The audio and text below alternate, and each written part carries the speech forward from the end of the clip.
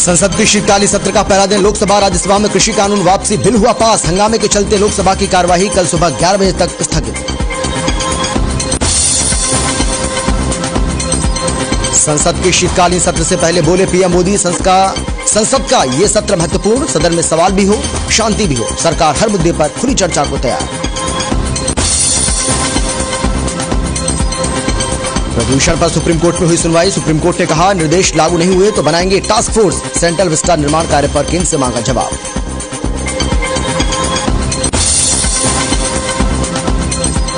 Captain Amarinder Singh ने CM Manohar Lal से की मुलाकात। कहा, ये एक आम मुलाकात थी, पॉलिटिकल एजेंडे पर कोई बात नहीं हुई।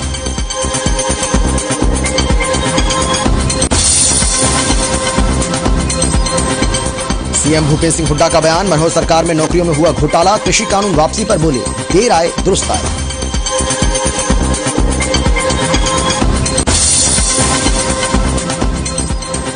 और फरीदाबाद में सीएम अंत्योदय परिवार उत्थान मेले का आयोजन। परिवहन मंत्री मूलचंद शर्मा ने किया उद्घाटन, लोगों की समस्याओं का किया निवारण।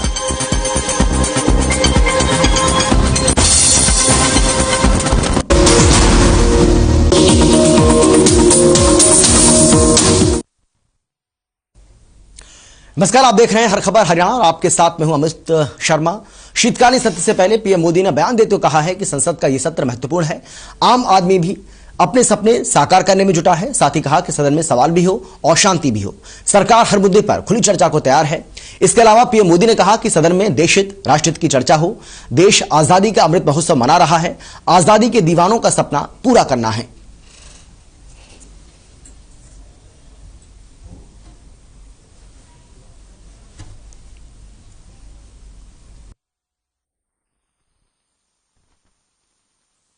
संविधान के स्पिरिट को चरितार्थ करने के लिए हर किसी के दायित्व के संबंध में पूरे देश ने एक संकल्प किया है। इन सब के परिप्रेक्ष्य में हम चाहेंगे, देश भी चाहेगा, देश का हर सामान्य नागरिक चाहेगा कि भारत का संसद का ये सत्र और आगे आने वाला जो स्पिरिट था, आजादी के अमृत महोत्सव का जो स्पिरिट है, उस स्पिरिट के अनुकूल संसद भी देश हित में चर्चाएं करे, देश की प्रगति के लिए रास्ते खोजे, देश की प्रगति के लिए नए उपाय खोजे।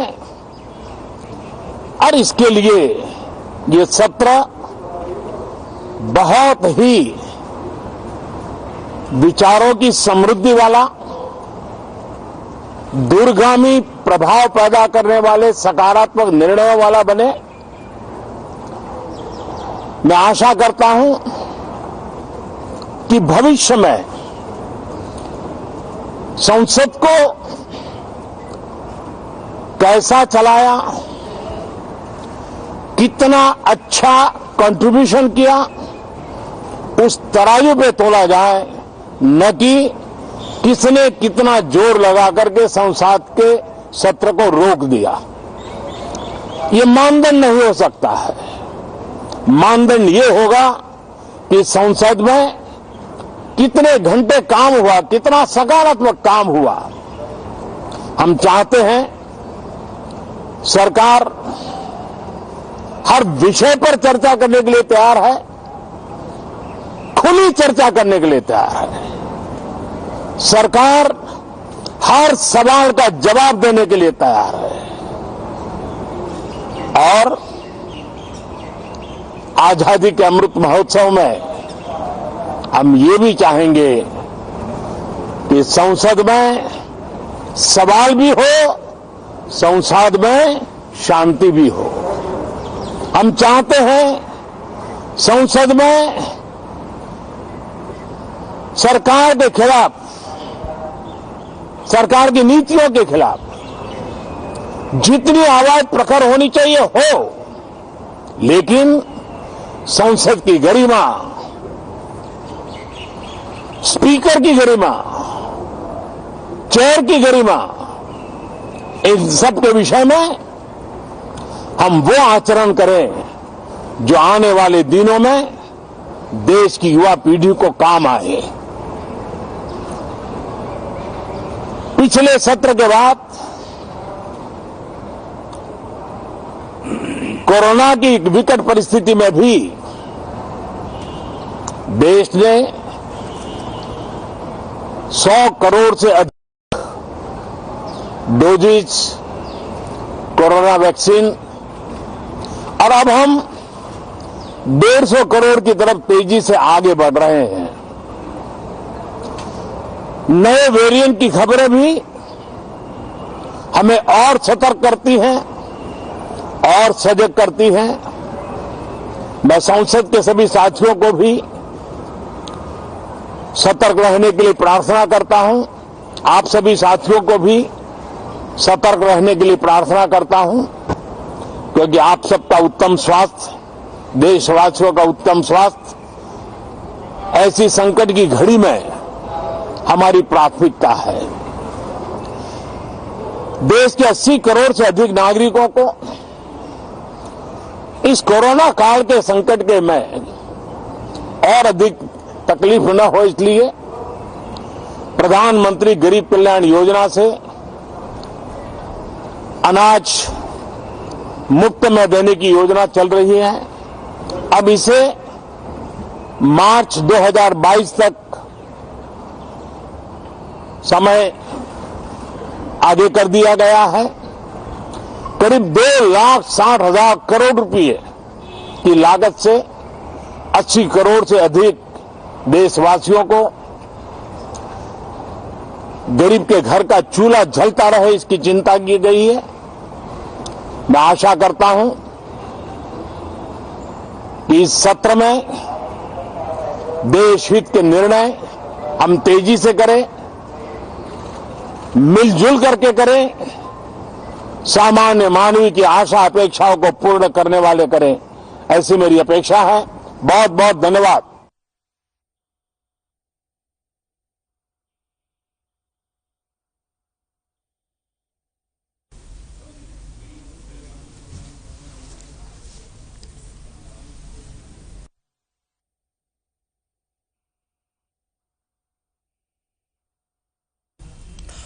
पंजाब के पूर्व मुख्यमंत्री कैप्टन अमरिंदर सिंह ने हरियाणा के मुख्यमंत्री मनोहर लाल से मुलाकात की है, जिसको कैप्टन अमरिंदर सिंह ने कहा है कि ये एक आम मुलाकात है, इसमें किसी भी तरह की कोई भी पॉलिटिकल एजेंडा नहीं है और ना ही इस पर कोई बात हुई है।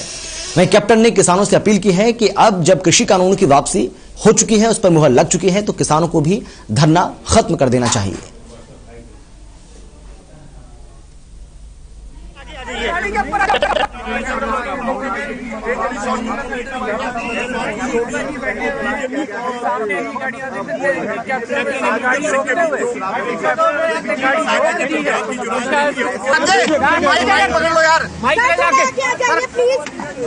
This was a simple courtesy meeting जो मैंने खट्टर साहब से 2-3 बार टेलीफोन पे हमारी बात हुई, तो मैंने उनको बोला था जिस दिन फ्री हो गए मैं आके I'll come and visit with you.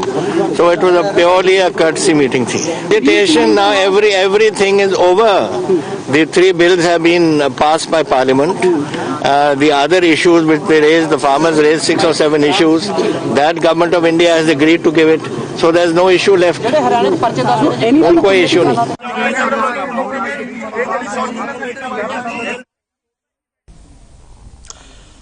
और चलिए अब बात करेंगे चंडीगढ़ की। आपको बता दें कि दीपेंद्र सिंह हुड्डा की ओर से और नेता प्रतिपक्ष भूपेंद्र सिंह हुड्डा की ओर से अब कृषि कानूनों को लेकर अपनी बात रखी गई है। भर्ती घोटाले को लेकर भी उन्होंने सरकार पर निशाना साधा है। केंद्र और राज्य सरकार पर उन्होंने निशाना साधा। हुड्डा ने कहा कि कानून वापसी पर देर आए पर दुरुस्त आए, लेकिन सरकार को जान गंवाने वाले किसानों को शहीद का दर्जा देकर उनके परिवार की आर्थिक मदद करनी चाहिए। साथ ही उन्होंने भर्ती घोटाले पर कहा है कि राज्य में नौकरियों की रेट लगे हुए हैं और नौकरियां दुकानों पर सामान की तरह बिक रही हैं, लेकिन सरकार कार्रवाई के नाम पर खानापूर्ति कर रही है। तो भूपेंद्र सिंह हुड्डा ने सरकार पर जोरदार वार किया है। बाकायदा उन्होंने एक प्रेस कॉन्फ्रेंस की है और इस प्रेस कॉन्फ्रेंस के दरमियान केंद्र और राज्य सरकार पर जमकर बरसे हैं, जिसके दौरान उन्होंने कहा है कि कृषि कानूनों की वापसी जिस तरीके से केंद्र सरकार ने की है, देर आए पर दुरुस्त आए।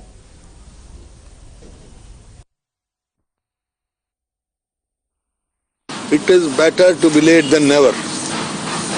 ये हुआ देरी करी पर दुरुस्त आए, क्योंकि हमने पहले दिन से कहा था कि ये कानून किसानों के हित के नहीं है। हालांकि कोई पार्टी ने तब नहीं करी थी इनके, तो ये उसी टाइम विड्रॉ कर लेना चाहिए था। इतनी जो जाने गई हैं किसानों की 700 से ज्यादा, इतना नुकसान हुआ है, वो नहीं होता। और जो जिन लोगों की जान गई है उनको कंपनसेशन देना चाहिए और उनके घर में एक एक नौकरी देनी। नौकरियों का मामला, ये पारदर्शिता से नौकरी दे रहे हैं, हम मेरिट पे दे रहे हैं, उसकी पोल खुली है, बिल्ली थैले से बाहर आ गई और पारदर्शिता मेरिट नोटों की अचीवमेंट आ गई। ये साबित हो गया। मैंने पहले कह रहा था कि ये इन्होंने जो नौकरियां जो लगाई हैं वो जो है जैसे परचून की दुकान में परचून बेचते हैं ना, इस तरह नौकरियों के भाव लगे हुए थे और इस तरह बिके। और आपने देखा एसएस कमीशन में, सबॉर्डिनेट सर्विस कमीशन में भी ऐसा ही हुआ। चेयरमैन सस्पेंड हुआ, उस टाइम बहुत सारे लोग पकड़े गए उनके। इसी प्रकार से एचपीएससी में, अब एचपीएससी की उसकी जिम्मेवारी तो चेयरमैन की होती है, चेयरमैन तो वही है, तो जांच कैसे होगी।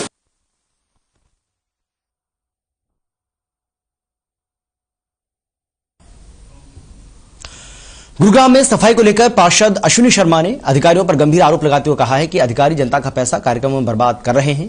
पूरा शहर कूड़े के ढेर में तब्दील है, जिसके बाद भी ये स्वच्छ भारत की बात करते हैं। शर्मा ने कहा कि प्रदेश का सबसे ज्यादा बजट वाला निगम होने के बाद भी यहां सफाई कर्मियों के पास सामान तक नहीं है, जिसके चलते उन्हें काम करने में परेशानी का सामना करना पड़ता है। अश्विनी शर्मा ने कहा है कि इस तरह पैसा बर्बाद करने की बजाय अधिकारियों को शहर की समस्याओं को सुलझाना चाहिए।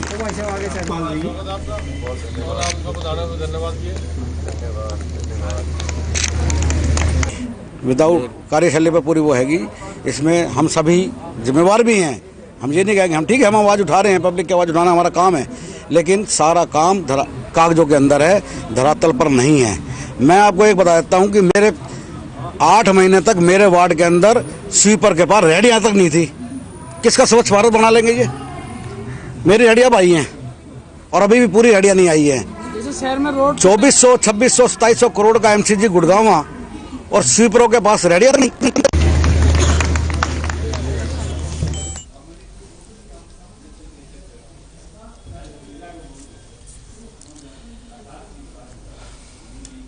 तो निगम अधिकारियों पर यहां गंभीर आरोप लगाए गए हैं। अश्विनी शर्मा की ओर से ये आरोप लगाए गए हैं।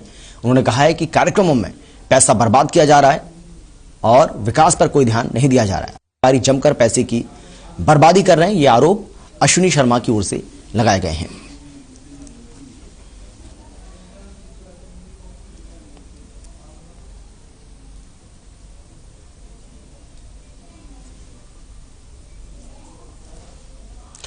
फरीदाबाद में आयोजित मुख्यमंत्री अंत्योदय परिवार उत्थान मेले में परिवहन मंत्री मूलचंद शर्मा पहुंचे। साथ ही फरीदाबाद से विधायक नरेंद्र गुप्ता, विधायक सीमा त्रिखा, विधायक राजेश नागर सहित तमाम अधिकारी मौजूद रहे और 2 दिवसीय अंत्योदय परिवार मेले का रिबन काटकर उद्घाटन किया।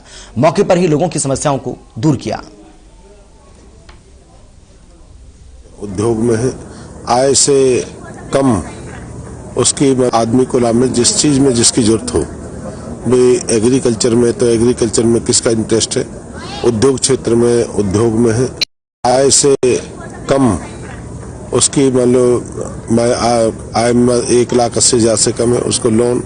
ये सारी स्कीम जो प्रदेश की जो स्कीम है उसको लागू करना और अंतिम व्यक्ति जिसको जरूरत है उस तक पहुंचाना, ये सरकार का कर्तव्य है। और इसके लिए मेले का आयोजन है। हमें सभी साथी मिलकर इस मेले का आयोजन रखा है और मेले में ज्यादा से ज्यादा लोग लाभ उठाएं और जो लिस्ट है उसका सबको लाभ मिले। हर चीज का जितने मेलों से और जितने लोगों के प्रचार प्रसार से ज्यादा प्रचार प्रसार होगा, उससे ज्यादा लोगों को लाभ मिलेगा और लोगों में जागृति होगी। लोग अगर रह जाते हैं आने वाले समय फिर उसका लाभ उठाने का प्रयास करें। भारतीय जनता पार्टी देश के प्रधानमंत्री नरेंद्र मोदी जी के नेतृत्व में और प्रदेश के मुख्य मनोहर लाल जी के नेतृत्व में ये काम की विकास की सरकार है। अंतिम व्यक्ति को क्या लाभ मिले और जो प्रधानमंत्री ने करना था किसानों को लिए कर दिया, किसानों के हित में करा था और देश के हित में वापस ले लिया। अब महेंद्र जी का कोई कहने का उचित नहीं। आदमी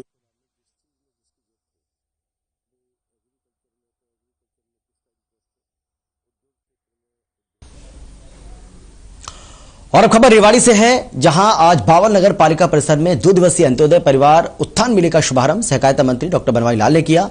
2 दिवसीय मेले के पहले दिन आज 464 और दूसरे दिन 350 योग्य लाभार्थियों को अलग अलग समय के अनुसार मेले में बुलाया गया। मेले का समय सुबह 10 बजे से लेकर शाम 5 बजे तक रहेगा। वहीं सहकारिता मंत्री डॉक्टर बनवारी लाल ने बताया है कि इन सभी मेलों में मुख्यमंत्री अंत्योदय परिवार उत्थान योजना के अंतर्गत आने वाले लाभार्थी परिवारों को संबंधित योजनाओं के बारे में विस्तार से जानकारी दी जाएगी। उन्होंने बताया कि इन मेलों के माध्यम से गरीब परिवारों को उनकी रुचि के अनुसार योजना के साथ जोड़कर उनकी आय बढ़ाने का काम किया जाएगा।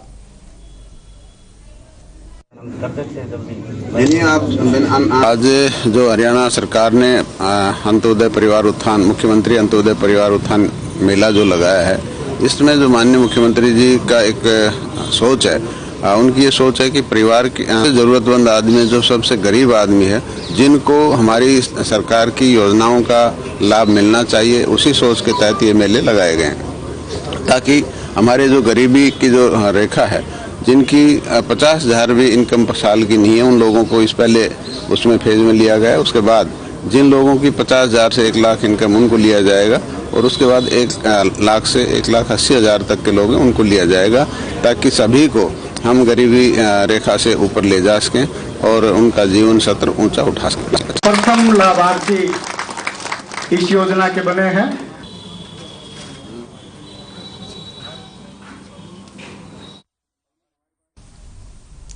टोहाना में सरकार जैविक खाद को बढ़ावा देने के लिए प्रयासरत है। किसान भी जैविक खाद को लेकर जागरूक हो रहे हैं।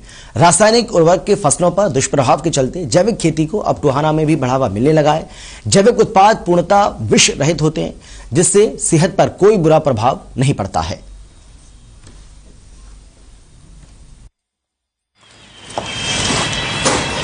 हाँ जी, हम जैविक खाद का इस्तेमाल अभी करना शुरू किया है मैंने, और जैविक खाद के बहुत ही ज्यादा फायदे हैं। हालांकि थोड़ा सा हम पहले रासायनिक खाद प्रयोग करते थे, अब जैविक खाद अगर प्रयोग करने लग रहे हैं ना, थोड़ा सा उत्पादन में तो थोड़ा सा दिक्कत है, लेकिन स्वास्थ्य के लिए, वातावरण के लिए और आने वाली नस्ल और पीढ़ियों के लिए महत्वपूर्ण बहुत ही बढ़िया है ये। इससे प्रकृति भी बचेगी और हमारा स्वास्थ्य भी बचेगा और आने वाली पीढ़ियां भी बचेंगी, बीमारियों से छुटकारा मिलेगा।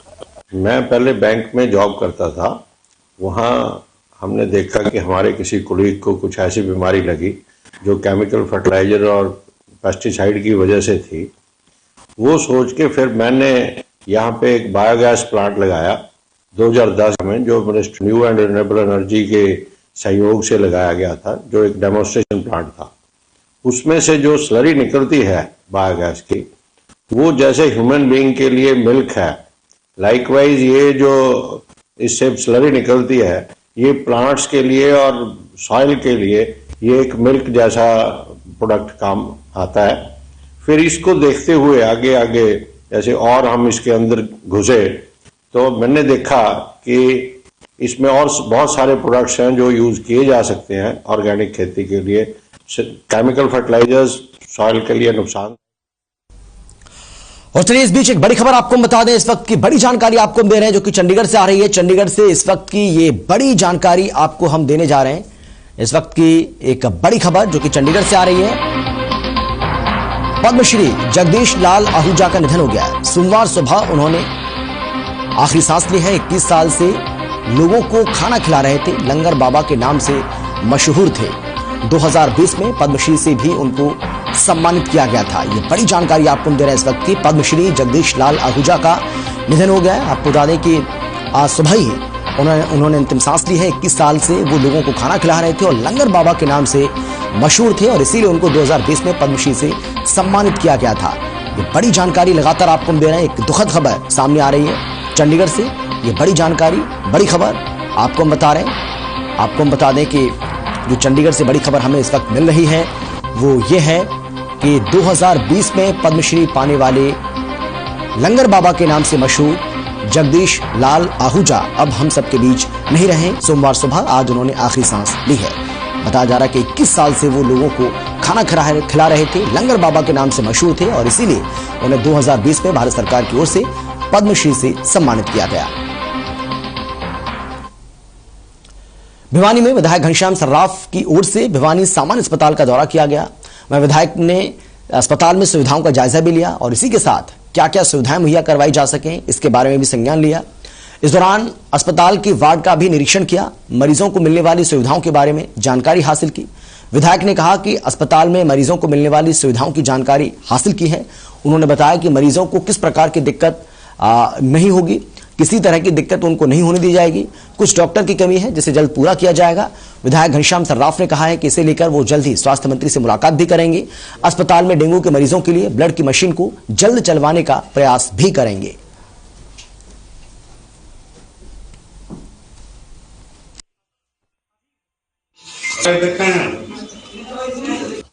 हमारा ये हॉस्पिटल अति उत्तम सेवाओं से उनकी सेवा हो रही है मरीजों की।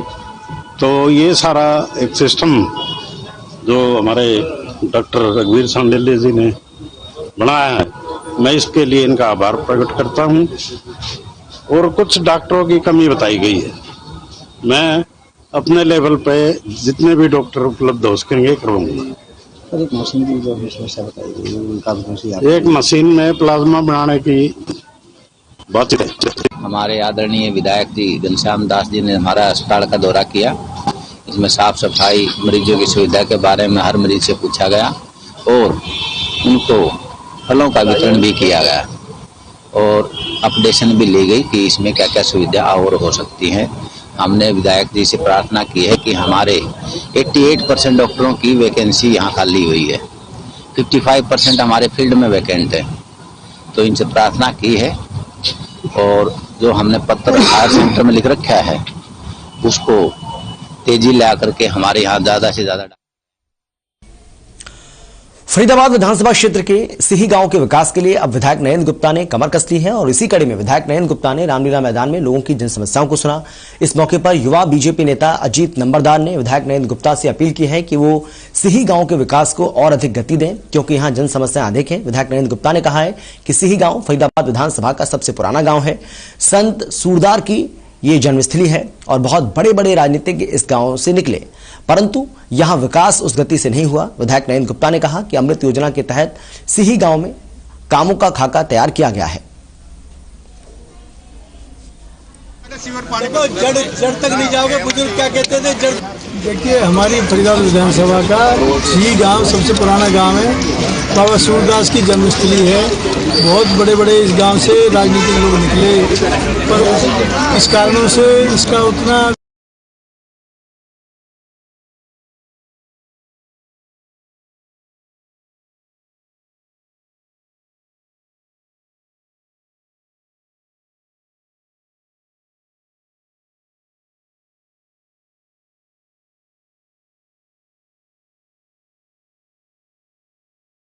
का जमीन तालाब की है, उसमें एक सुंदर पौंड, जिसमें पौंड भी होगा, आसपास घूमने की जगह होगी, जिसमें हमारे बुजुर्ग, बच्चे, हमारी महिलाएं सुबह और शाम सैर कर पाएंगी। इस तरह का एक बनाने का हमने।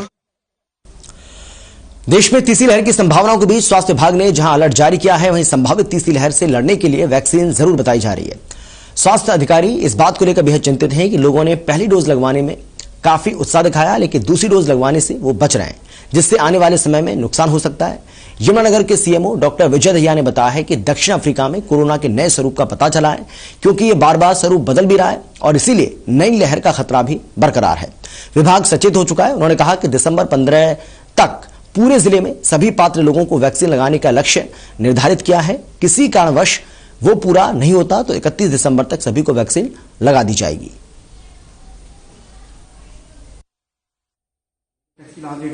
जो वायरस है कोविड का, ये नोटोरियस है काफी अपने स्वरूप को बदलने के लिए, जिसकी बार बार पहले भी बात की जा रही थी।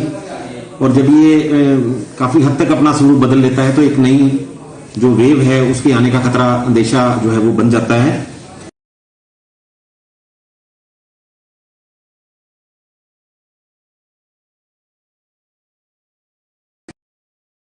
प्राप्त हुई है कि हमने जो सैंपलिंग की प्रक्रिया है वो बढ़ानी है, ताकि किसी भी तरीके से कोई भी ऐसा केस जो है वो जो कोविड के सिम्टम का हो वो मिस ना हो। और बाहर से आने वाले जैसे कि उन लोगों पर विशेष नजर रखी जानी है, तो वो प्रक्रिया विभाग कर रहा है। और अब खबर फतेहाबाद से है, जहां कोरोना वायरस के नए वेरिएंट ओमिक्रॉन ने पूरी दुनिया को एक बार फिर से चिंता में डाल दिया है। कोरोना के नए वेरिएंट के खतरे को देखते हुए सरकार भी अलर्ट हो गई है। स्वास्थ्य निदेशालय की ओर से कोरोना की सैंपलिंग बढ़ाने के आदेश जारी किए गए हैं। साथ ही अस्पतालों में आने वाले मरीजों की कोरोना जांच आवश्यक रूप से किए जाने के निर्देश भी दिए गए हैं। शासन और प्रशासन की इस कवायद को देखते हुए लगता है कि सरकार इस बार अपनी तैयारियों में किसी प्रकार की गुंजाइश नहीं रखना चाहती। इस संबंध में नागरिक अस्पताल के चिकित्सक डॉक्टर शरद ने बताया है कि कोरोना के नए वेरिएंट के खतरे को देखते हुए स्वास्थ्य विभाग में सैंपलिंग का दायरा बढ़ाकर एक दिन में 1200 से 1500 तक किए जाने के आदेश दिए गए हैं। साथ ही उन मरीजों की जांच भी प्राथमिकता के आधार पर करने को कहा है जिनमें बुखार, खांसी, जुकाम या फिर गले में खराश जैसे लक्षण मिले।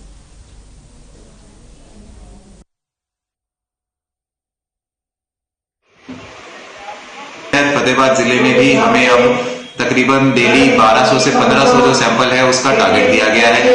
इसी के मद्देनजर सभी CHCs, PHCs के जो इंचार्जेस हैं उनको आदेश पारित कर दिए गए हैं कि वह अपने हेल्थ फैसिलिटीज के अंदर ज्यादा से ज्यादा सैंपल करें लोगों का, ताकि कोई भी अगर आउटब्रेक है या अगर कहीं भी कोई केस है उसको इनिशियल स्टेज में ही रोका जा सके, कंटेन किया जा सके और जो स्प्रेड को है उसको बंद किया जा सके। चरखी दादरी जिला के गांव नीमड़ बड़ेसरा में अटल भूजल योजना के तहत ग्रामीणों को पानी बचाने के लिए जागरूक किया गया। अटल भूजल योजना के तहत किसानों को कम पानी लागत वाली फसल उगाने के लिए प्रेरित किया गया। साथ ही पुराने तौर तरीके से करते आ रहे खेती को आधुनिक तरीके से करने के लिए भी जागरूक किया। इसके तहत किसानों को ड्रिप सिस्टम सिंचाई तकनीक को अपनाना चाहिए। किसानों को अपने खेतों या घरों में वर्षा जल संग्रहण के लिए कुंड बनवाने के लिए भी बताया। भविष्य में होने वाले जल संकट को ध्यान में रखते हुए सरकार की ओर से अटल भूजल योजना के तहत गांव में जल बचाओ अभियान भी चलाया जा रहा है। इस मौके पर सरपंच ज्योति देवी, मूर्ति देवी ये सभी मौजूद रहे।